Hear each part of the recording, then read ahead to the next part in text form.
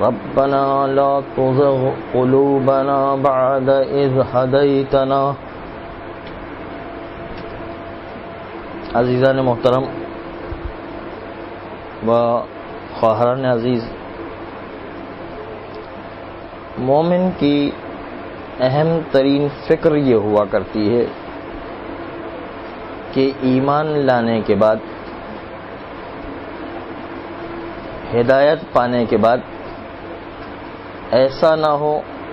کہ ایمان یا ہدایت ضائع ہو جائے، ایمان میں کوئی کمی واقع ہو جائے یا ہدایت میں کجی و گمراہی پیدا ہو جائے. اس لیے دعا کا جملہ ہے ربنا لا تزغ قلوبنا بعد اذ ہدیتنا. پروردگارا، ہمارے دلوں میں کجی پیدا نہ کرنا، ہدایت آ جانے کے بعد، ایمان آنے کے بعد.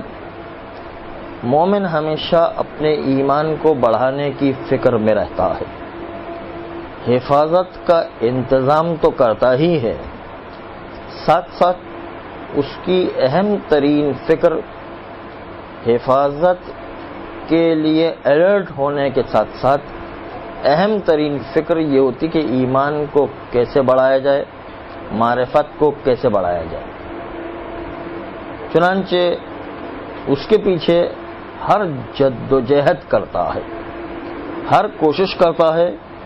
تاکہ اس کے ایمان کی حفاظت کے ساتھ ساتھ ایمان میں اضافہ ہوتا چلا جائے، معرفت میں اضافہ ہوتا چلا جائے. اور جس طرح ہم اپنے ایمان کی فکر کے لحاظ سے الرٹ ہوتے ہیں اور اس کی حفاظت کے ساتھ ساتھ بڑھانے کی فکر میں ہوتے ہیں، شیطان اور دشمن کی کوشش یہی ہوتی ہے کہ کس طرح ہمارے ایمان پر حملہ کیا جائے، کون سا گوشہ ہمارا کمزور ہے، کون سا ہمارا وہ ضعیف عمل ہے یا روح میں کمزوری ہے جس روح کی کمزوری سے فائدہ اٹھاتے ہوئے شیطان اور دشمن فائدہ اٹھایا کرتا ہے. اگر دیکھا جائے تو شیطان اور دشمن کی سب سے بڑی کوشش یہ ہوتی ہے کہ ہمیں شیعہ اثنا عشری بننے نہ دیا جائے، اور اگر کوئی شیعہ بن گیا ہے تو اتنی آسانی سے وہ اپنے ایمان کو نہیں چھوڑا کرتا ہے.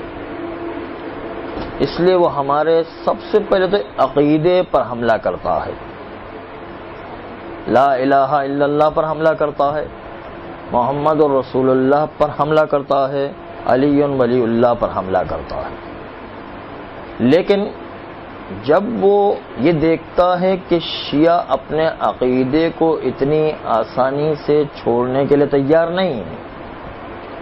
تو پھر اس وقت وہ ایک قدم پیچھے آ جاتا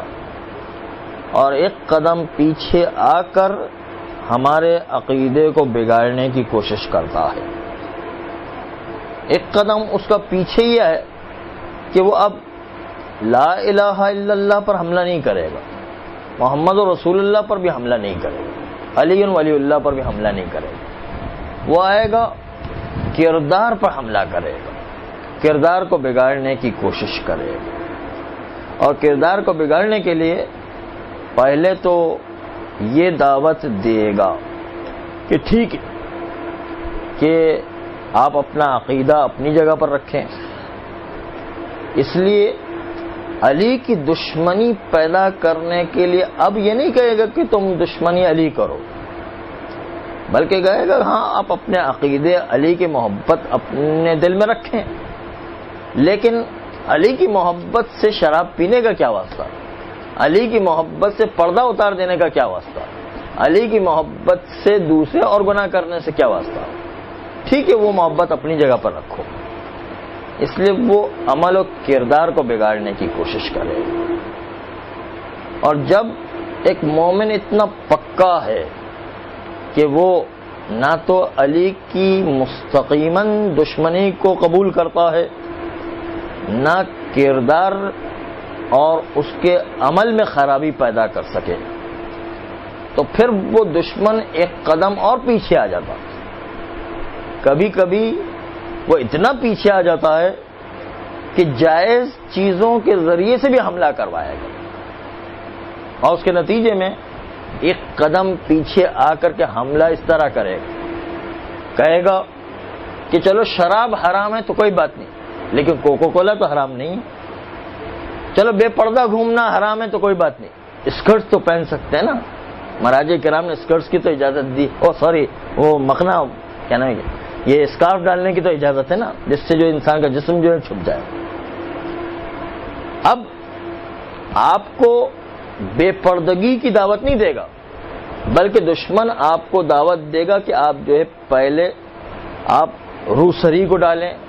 پہلے جو ہے اسکارف کو ڈالیں. پردے سے بالکل چھڑانا پہلے اس کی کوشش یہی ہوگی کہ آپ اسکرٹ پر آ جائیں اور بے پردگی کے ساتھ گھومیں. لیکن اگر اس میں بھی کامیاب نہ ہو سکے تو ایک قدم دشمن اور پیچھے آئے گا، اور آنے کے بعد کہے گا کہ آپ اپنے سر پر اسکارف ڈال لیجیے، کافی ہے. سر جو ہے اس پر اسکارف ڈالنے کے بعد بدن چھپ جاتا. مہاراجا سے پوچھا تو واقعی اجازت بھی دیں گے، لیکن یہ ایک دشمن کی سازش ہوتی ہے. شراب نہیں پی رہے ہیں، لیکن کسی بھی مشتہر سے پوچھیں گے کوکو کولا پینے کی اجازت ہے یا نہیں، وہ والا مسئلہ نہیں کہ یہودی کمپنی کی مدد کرنے والا مسئلہ. لیکن عام جو ہے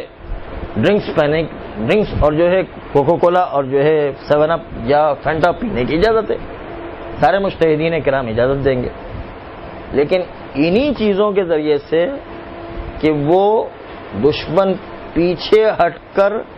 پھر پہلے آپ کو کوک پر لائے گا، اور پھر کوک سے شراب پر لائے گا، اور شراب سے دشمنی علی پر لائے گا. آہستہ آہستہ دشمن آگے بڑھتا ہے. پہلے دیکھا کہ دشمنی علی ایک دم نہیں آ رہی ہے، پھر دیکھا کہ نہیں یہ بے پردگی بھی نہیں اختیار کر رہے، پھر دیکھا کہ بے پردگی میں ہمارے قابو نہیں آ رہے، تو اس کو جو اسکارف پر لایا جائے. اسکارف جو جائز یعنی وہ پہلو اختیار کرے گا. اسی لیے شیطان اتنا مکار ہے کہ کبھی جائز چیزوں سے بھی انسان کو گمراہ کرتا ہے. یہ شیطان کا ایک حربہ ہوا کرتا ہے. اس لیے انسان کو سمجھنے کی ضرورت ہے کہ ایسا تو نہیں کہ جائز راستے سے ہمیں آہستہ آہستہ اور گریجولی جو ہے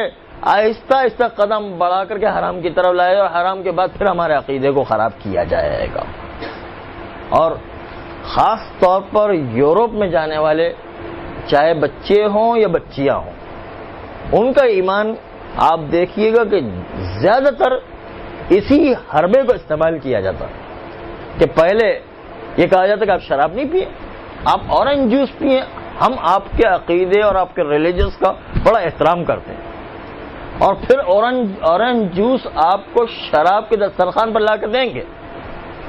اور لانے کے بعد جب اورنج جوس کی شراب کے دسترخوان پر اجازت ہو جائے گی اور عادی بن جائے گا. ویسے تو شریعت نے اجازت ہی نہیں دی کہ شراب کے دسترخوان پر بیٹھا جائے، لیکن پہلے وہ آپ کو اورنج جوس کے بہانے سے یا کوک کے بہانے سے بیٹھائے گا، اور پھر آہستہ آہستہ جب انسان شراب کے ماحول میں رہتا ہے تو پھر